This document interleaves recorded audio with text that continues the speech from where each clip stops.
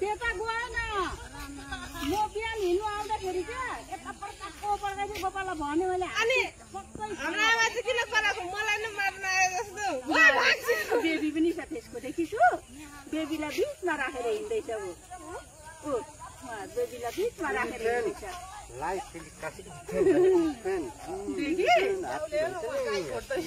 किरण दाजुको घरको अगाडि त ड्याम ड्याङ छ त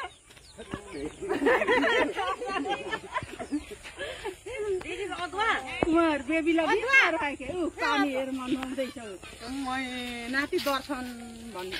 दर्शन गणेशजी प्रणाम मजा पर्दैन भाइ नसिकाउनै